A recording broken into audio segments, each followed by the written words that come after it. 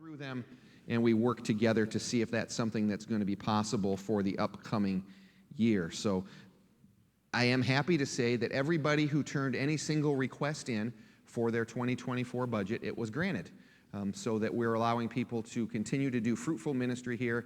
And sometimes that's things as simple as buying Cheerios and baby wipes for the nursery, and something as big as buying, new chairs or a new roof or a new carpet for the sanctuary. So kind of recapping things, we've got a little slideshow that Denise will run through us for us up there, and then I'll kind of make some commentary on the slide. So the first slide is on the giving this year. We believe we're on pace to collect about $343,000. And then you see a line a little bit below that, and if you see it on your handout as well, other income and external support. That other income right now is interest. And if you're one that follows the Fed's interest rates, you'll know that it's a good time to be a saver. It's a good time to have some money in the bank, and we've got some money in the bank. And we've diversified that into a brokerage account and into some CDs. And we're actually going to make over $8,000 in interest this year on some of the money that we have. And a very exciting thing is we expect to make about $12,000 in interest for next year through some of the investments that we've made. But we have a very good cash position right now, and a very good budget set up for 2024. And we will have a balanced budget again this year. We typically present a balanced budget over the last couple years, and then we usually come in a little bit underneath that because not everybody spends all of the money that they ask for. And then, of course, we have a little bit of money in there planned for some things that just may not happen. The biggest example I can think of that is we have a half a dozen HVAC units in the building, and you know what? I think we've replaced 5 of them. One of them is going to go at any minute, and it's going to cost $7,000 or $8,000, but we're not going to spend that money until we need to. But we've got it there and ready to go in case that happens. But super excited to present a balanced budget, but so very thankful. When you look around our church on Sunday morning, you see, I think if you look at the back of the program, the average might be 92 or 93 people a week. If everybody who called Prairie View their church home showed up on the same Sunday, we might have 130 people that showed up here. And then as far as giving units or giving families, that might be 40 to 50 people. And by gosh, we're going to collect, $343,000. And that's just a huge testament to the folks that call Prairie View Christian Church their home. It really allows us to do ministry here because it's ministry is expensive. The building is not paid for. We have many, many years left on our mortgage. We want to do the very best we can to pay our staff fairly. And as I say that, we'll move on to our next slide, and that's our salary and benefit line. And we're going to be budgeting $197,000 next year from a budget standpoint. That's to take care of the salaries and the benefits of our staff. We do offer benefit compensation for both Zach and Ben as they are full-time employees. Nancy is an hourly employee and gets paid as punched. As she turns in her hours to us, she gets paid on an hourly basis. But Zach and Ben both receive a full-time salary and then compensation so they can go out to the marketplace and purchase their benefit plans through us. I am excited to say, and this won't come as a surprise because I've informed the staff already, we've set aside about double the amount for salary increases this year as we have in the past. For those of you who keep track of some of the business journals or even just go to the grocery store and see that things cost more, we're going to be able to offer our staff much more generous raises than we've done in the past. Some of that is due to the extra interest that we're making and the income that we have there, and certainly much of it has to do with the very generous giving of our congregation. So we're going to continue to try to make sure our staff is paid very fairly as they continue to do faithful work here at Prairie View. When you move along to the next section, we have the facility mortgage, utilities, and those type of things. So if you do a little bit of math there, you divide that $48,000 by 12. You can see our house payment is a little over $4,000 a month. And I've talked to many people in the past that's that number that kind of keeps me up at night, thinking, how many more months and years are we going to be able to pay $4,000 a month while we have this group of people, this group of 110 or so people, 120 that call Prairie View their home. I am excited to say, and you'll see a footnote on the bottom of your handout, that we actually have more money in the bank now than what we owe on our mortgage. And that's the first time that's ever happened. Obviously, we started with a mortgage of $800,000 or something like that many years ago, and we've been whittling that down, refinancing it, paying off lump sums at times. But we now have more money, on hand than what our mortgage would cost us. So that's a great position to be in, and we'll continue to whittle that away over the course of the next few years. But one thing I like to bring up each and every year when I stand up here is what our giving kind of looks like. You see that total of $343,000, what we're planning on. Between 65 and 70% of that money is going to come from people who are in the age range of around 60 years old. And it's probably true that some of those people are going to be retiring soon. I was at a table last night of about 8 people, and 3 of them were already retired. One of them had one foot out the door, and the other one was talking about it. And then there was a couple of people that were maybe, 30, 31, 32 there, which I truly believe is the future of Prairie View. As we start to think about, who can serve on the administration team, who are the future elders going to be, we'd be naive to be thinking, if we weren't thinking about where's the money going to come from, as we start to have people that transition into retirement and they move to Florida or they move to be closer to grandchildren, and maybe their tithes and offerings are going to a different church in a different location. How are we going to continue to be a place where we can get new and younger families in here? And I think in a huge testament to Ben and Zach, we offer young dynamic ministers here at this church that I think it's a destination point for young families to get in here. We have a couple of small groups that are just packed full of young families, ministering the best we can to young families.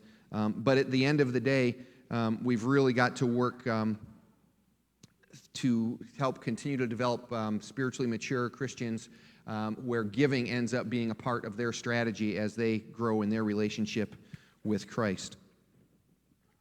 So that salary piece is a big piece of the pie, but that building piece is, again, almost $100,000, and that takes up the great majority of our budget. When you look at employment and you look at building, we're close to $300,000. We'll go through the next slides, but won't spend as much detail on them. We have the things that office and administration, the things like the copy machine rental, like the alarm system, like buying, I used to say postage stamps, but we don't buy a whole lot of those anymore as you get a lot of your information through the mail. But it takes money to run an office and administration. And you get you have the one handout, which is just a basic overview, and then you've got the other handout, which is very, very detailed. I encourage you to look at that at your leisure and make sure you have the opportunity to ask any questions that you might have. Then we go down into the ministry teams, which is really what we're doing here at church on Sunday mornings and throughout the year, whether it be through community outreach or worship, the different materials that we have to buy in the classrooms or back at the pro presenter area. We have to make sure we're investing money in that. And then benevolence and missions has been something that has been near and dear to Prairie View's heart over the course of many, many years. And we do set aside just over $25,000 to make sure we're giving, that we're a giving church, that we're identifying needs, whether it's local missionaries, whether it's missionaries across the country or across the world, from a benevolent standpoint, whether it's people right here in our church, locally in our communities, in our neighborhoods, that we can do the very best we can to show Christ's love and to help them out through that. But ultimately, as you work your way through the process, you'll see that, hey, we're going to spend about $355,000 next year. We will continue to have a significant cash reserve on hand because that's what I think we need to do to be fiscally responsible. We've had times before where the giving has dipped. We've had times before where we've had good years. But throughout, we've always maintained a solid cash reserve, been very fiscally responsible with that money. When I used the words investments before, we are at a zero risk. It's not like we're out there buying different stocks or betting it on Monday Night Football or that type of thing. We are we're conservative with it. We just happen to be in an environment right now where we can draw between 4 and 5.5% on most of that money that we have. and we're going to put that money to good use. Again, we would appreciate a yes vote from you, but I understand if people feel that they have questions or that they don't necessarily agree with what you see there.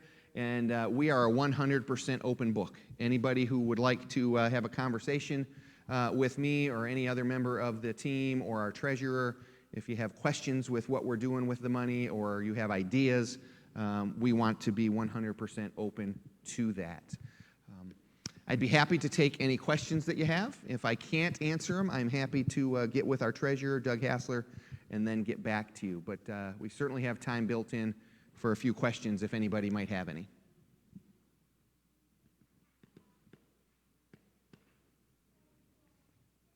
No such thing as a dumb question. Now no one's going to ask one. Now I said, oh, Denise has one. Hey, Denise was a part of the team for 15 years, so if she comes at me hard, I'm going to be pretty upset. Just kidding, Denise. What do you got?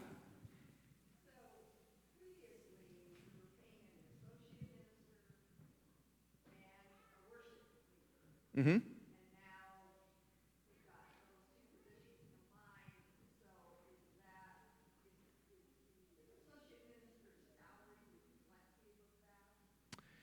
When we made the switch from having a dedicated worship minister to incorporating that into Zach's job, we met as a group of leaders and decided what the pay difference should look like, saying, hey, what is more responsibility, what is less responsibility, how are we going to shift that?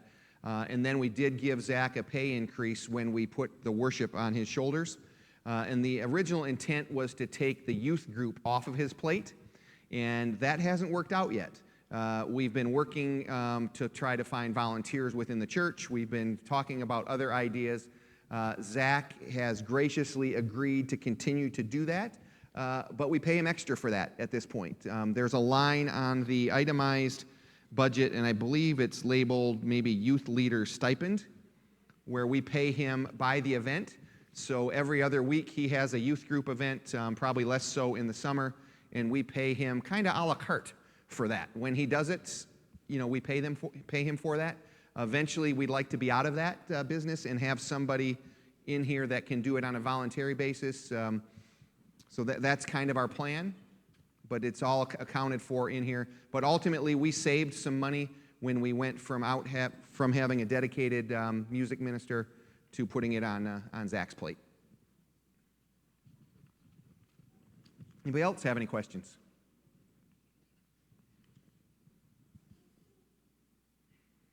All righty, I will turn things over to Ben.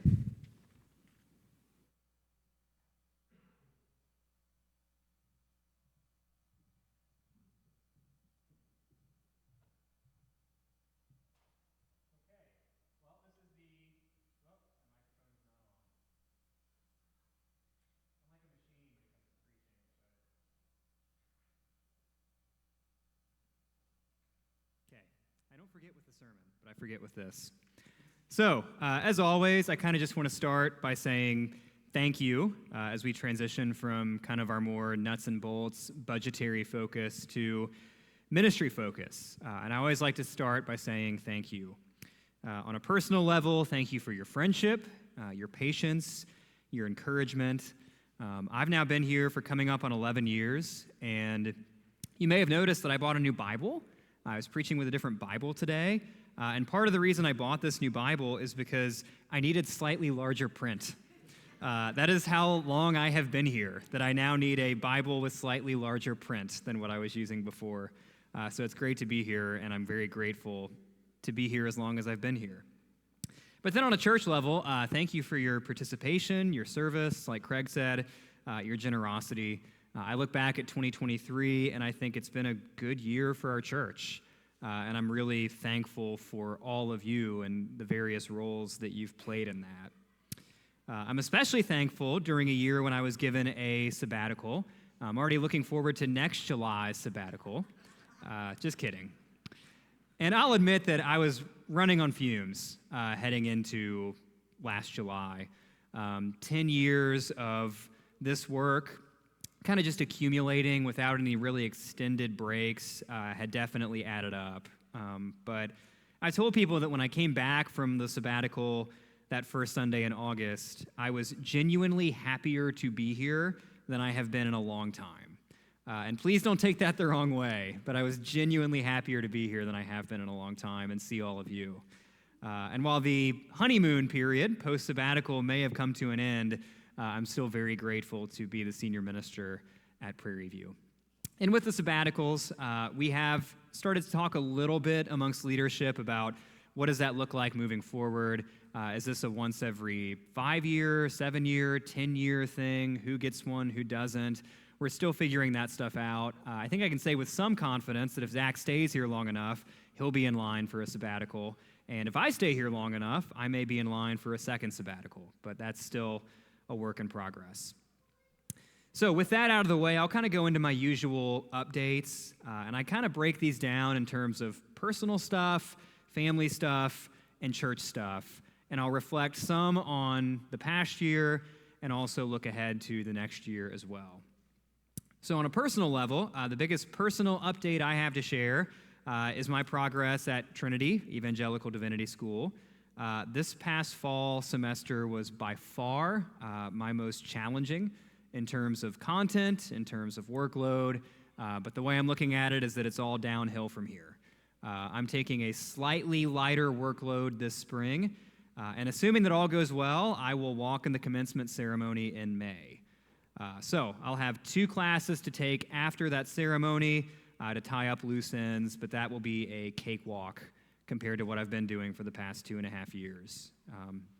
My degree will be a Master's of Divinity in Academic Ministry, and I can say with some confidence that while I may be interested in a doctorate at some point down the road, I'm going to take a very nice and very long break before considering anything remotely approaching that. And more than anything, I'm looking very much forward to having more time with Olivia, more time with the boys, more time to myself, and more time to dedicate to all of you and dedicate to this church. And of course, I'll say thank you again for the way that Prairie View has supported me in so many ways as I've pursued that education. So that's enough about me. As for my family, they're not here today. Calvin woke up with some mild cold-like symptoms, so they stayed home just to be safe. But Olivia and the boys are doing well. They enjoyed the sabbatical just as much as I did, and we spent more time together in the month of July as a family than we have in a very long time. And like me, Olivia is very much looking forward to me being done with school. Javen is enjoying youth group, Nolan's doing well in school, and Calvin is Calvin. Believe it or not, we are not that far away from him heading to kindergarten. I'm also happy to report, since I threw him under the bus a couple months ago in a sermon, that he has made significant strides in potty training over the past couple of months. So great job, Calvin. A couple of kind of family prayer requests I will put out there to you. My dad is having a relatively routine heart procedure this coming Tuesday. Again, not anything major, but you never know with heart surgery, so I'd appreciate prayers for my dad. And additionally, Olivia's sister is getting married at the end of this month. It was a little bit short notice, and Olivia is the maid of honor, I'm officiating, and the boys are ring bearers. So we've got a lot put on our plate, a little bit short notice at an already very busy time of year. So prayers for that would be greatly appreciated. And I think I can speak for Olivia and the boys, even when they're not here, in saying that we really love this church, we really love this place, and we love all of you. I was doing something for school a couple months ago, kind of a little assignment that I had to do with Olivia and the boys. And we did this little exercise where we had the kids write down something that scares them. So we went outside and we had chalk and we told them to write down something that scares them. And then... Before you go too far, you're on the record. Oh, okay. We asked them to write down something that scares them. And Nolan just completely shocked us and kind of blew us away because he wrote down moving. And that has not been a serious consideration or serious conversation in our household. And so we were a little just taken aback by that, that you're scared of moving. That's something that keeps you up at night. That's something that you want to pray about. And I think it's just a testament to for Nolan, and really for all of us almost, this is our home. This is about all that Javen and Nolan and Calvin know. And having been here for as long as we have, it's home for us as well. So we're very grateful to be here. But now as I look at our church, I'll point out a couple things. First, I would say we're chugging right along. That's not to say that we don't have our issues, we don't have our weaknesses, we don't have our challenges. We most certainly do. But I would also tell you that we're a healthy church. We have good leadership. Our finances are stewarded well. We have a dedicated core group of people committed to the church. And by God's grace, we've welcomed new members. We've celebrated baptisms, including this morning. And I can see people growing in godliness, which is just incredibly encouraging to see. And as I look to the future, one thing I'm excited about that I'll draw your attention to involves the room behind me to my right. That has been mostly an unused catch-all space next to the youth room for several years. But in the coming weeks and the coming months, with Amanda Lamey's help and Megan Korz's help, we're going to work to kind of remodel that room. That includes a fresh coat of paint, that includes some new furniture, hoping to turn that into a room that is used for a much better purpose. We plan to use it for meetings, maybe especially counseling sessions, but then also for prayer is going to be a big use of that room. I would love to see a team of 8 people, give or take, come together on Sunday mornings to pray during our service. 2 people per week, 4-week rotation, 8 people total. And those people can sit in that room in a really nice, quiet environment and pray for whoever is preaching that day. Pray for whoever is leading music that day. Pray for the guests who are there that day. Pray for the things that are listed in our bulletin that we're tempted to overlook. Pray for each other. I would really love to see that happening. I think that'd be great for our church. Again, that's a work in progress because we want to get the room nice and figured out before we start that. But if that's something that interests you, if you are passionate about prayer, if you're looking for opportunities to pray, please let me know as we kind of move our way towards that. And finally, like Craig said, in the coming year, we do still need to figure out our permanent student ministry solution. Zach has done very well in the past. He's doing us a big favor by leading it kind of on an interim basis right now. But we do need to figure out the permanent answer there. I'll also say that Zach has done really well, I think, in his first calendar year of leading music. But again, we just don't want to put too much on his shoulders between music and children and students. And so that's something that we still need to work through in the weeks and months ahead. So that's all I have for this year. Like I said, we have a lot to be grateful for, a lot to be excited about. But as always, there is more to be done in service of our mission, and we can't accomplish that mission on our own. So I would ask that you think about how you're called to be a part of it, and of course pray that the Lord would help us by the power of His Spirit be the people He calls us to be and be the church that He calls us to be. So that's all I have. With that, I will turn it over to Zach.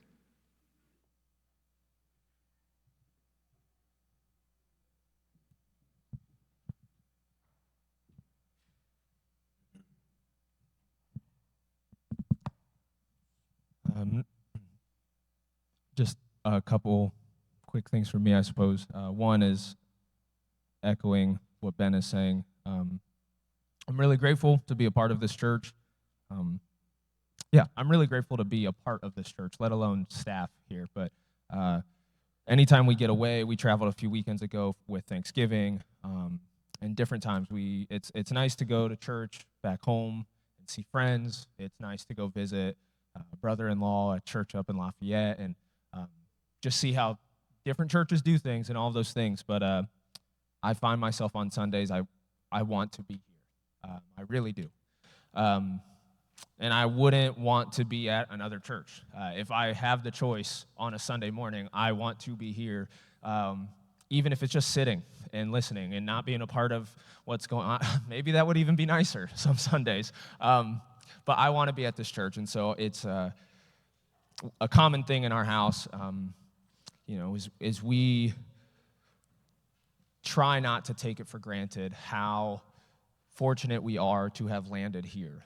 The people at this church, most sitting in this room, and many who aren't here for one reason or another, have just been exceedingly kind to us and supportive and generous. And I hope, and I'm fairly confident that as we sit here together, if you were to look around, you would feel the same about these same people here. It's just, we are incredibly, incredibly fortunate. And I think I probably speak for most of us here as we consider the people who are in this church. So it's a joy for me to be here at Prairie View. It really is.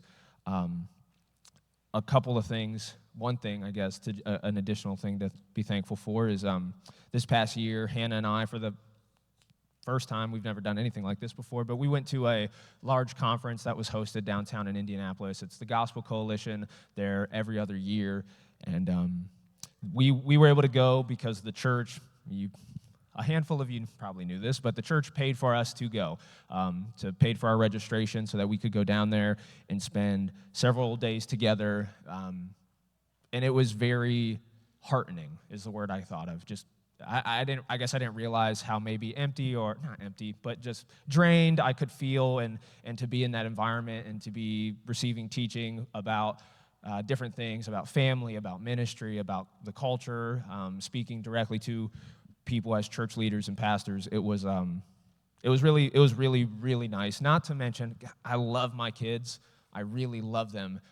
I did not realize how nice it would be to be away from them for a bit. So and to just be with my wife. So that was wonderful. And those are the kinds of things that happen because of your generosity, because you as a church, we as a church, are just so generous and giving and supportive. So thank you for that. Another thing to be thankful for is just our volunteers, week in and week out, whether it's my involvement here with music or in the classrooms, just people continually showing up, people continually bearing with me and shortcomings and foibles and things. The church as a whole, again, just the support, but thank you for the volunteers. Speaking to our children's ministry, just one thing is I cannot encourage you enough, if you are involved in those at all, if you have kids in your house, to buy these story Bibles that we use. One is the biggest story Bible storybook by Kevin DeYoung that's used in our 2 older classrooms, and the other one that we've been using for several years is called the Beginner Gospel Story Bible by Jared Kennedy. And the reason I say that, they're inexpensive, and part of the idea behind having these as our curriculum is that, hey, if you are not here on a Sunday, you can look at this and talk with your kids about it. You can read these and look at them leading into Sunday to help your kids learn more about it. And I think one other comment, maybe final comment on this, is one, they're inexpensive. And if that is a hurdle at all, as a church, speaking of generosity, we will make things happen. But 2 is, as parents or grandparents or just interested grown-ups who have kids around, you don't need to mine the depths of these stories to have them make a difference. It is good for a child to know that that Shadrach, Meshach, and Abednego were in a furnace and God saved them.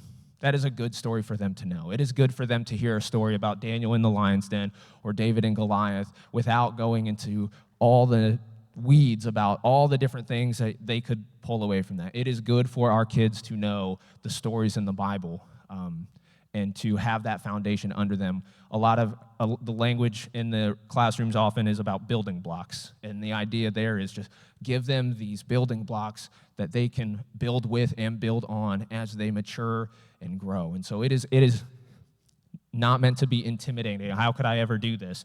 Just open a story Bible and read it, and make sure, see if your kids remember and know what was there.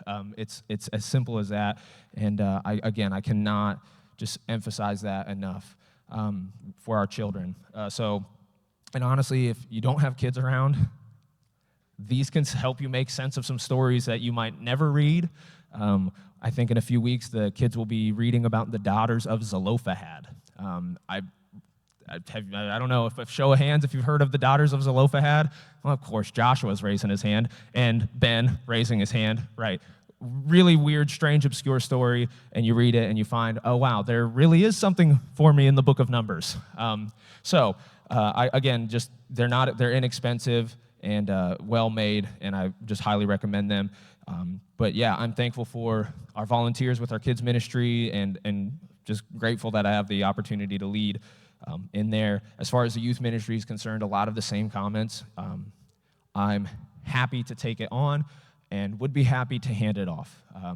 I just am trying to do what I can to be helpful, when, where, however I can be helpful in serving in this church, and just the dynamics now, I'm able to do that, and I will happily continue doing it, and if and when the person or the situation changes, I will happily hand it off.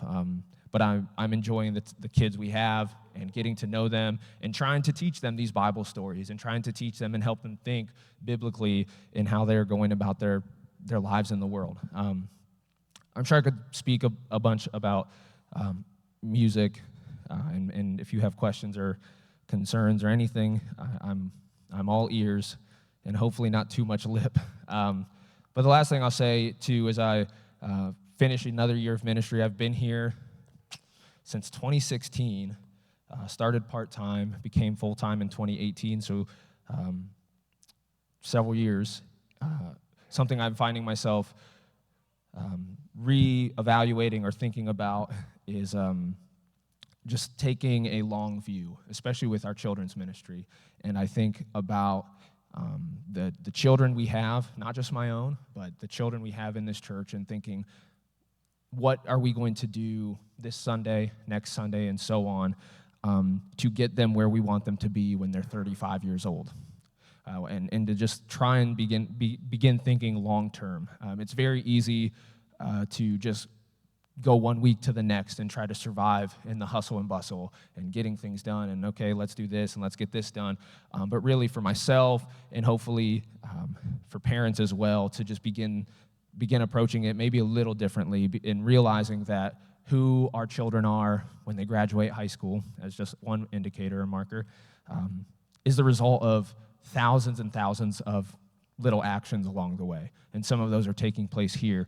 And just to have a mindset shift a little bit of, who do I want these children to become? And for us as a church to be not just viewing them as kids who are rambunctious, kids who might break things, kids who make more noise than we would like or whatever, but how do we get these children full of energy and other things that aren't always so pleasing and fun, but how do we get them to where we want them to be, not just tomorrow, but when they're 18, when they're grown-ups. And those are things that maybe I'm just slow, and I got to that more slowly, but I think it's easy to just get caught up in the hustle and bustle of surviving from one day or from 1 week to the next. So just trying to get that for myself as a parent, as a church leader, and hopefully working through that with other great parents in this church.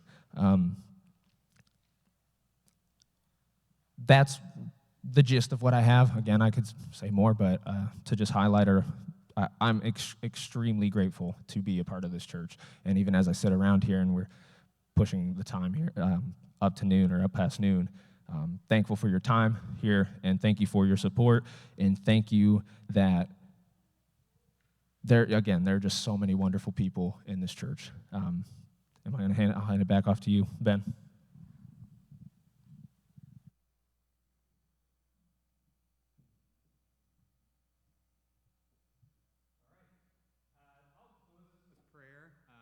Reiterate a few things. Number one, like Craig said, if you have questions about the budget or anything he talked about, I'm sure he and the rest of the admin team would be happy to answer those questions.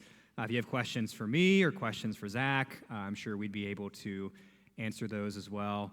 The last thing I will point out is that unless Nancy has had a sudden change of heart, she has no plans to come up here and share anything. However, don't take that as Nancy being less of a staff member than me or Zach. Nancy is incredibly important to the life of this church. She is one of those glue people that exists in churches, that if you take them out of the equation, there's like 1,000 things that go wrong that you weren't prepared for because you had no idea that Nancy did these things behind the scenes. So in addition to having me and having Zach, we have Nancy, and Nancy does some really crucial work here. So be sure to thank Nancy when you get the chance. But with that, I will close our service in prayer. Again, like Zach said, thanks for staying. Let us know if you have questions, and we'll look forward to seeing you next week. So let's pray.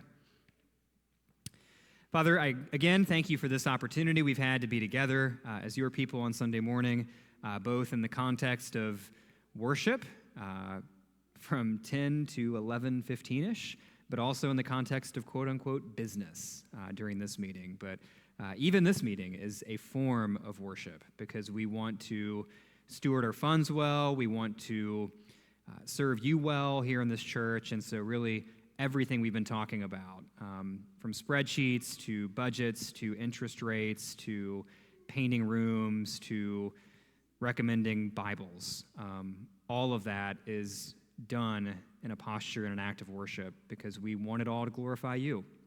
So I pray that you would watch over us as we leave this place, be with us in the weeks ahead as we finish out this year. Like Craig said, thank you for the generous giving that we've received in this year of 2023, and be with us in the year 2024.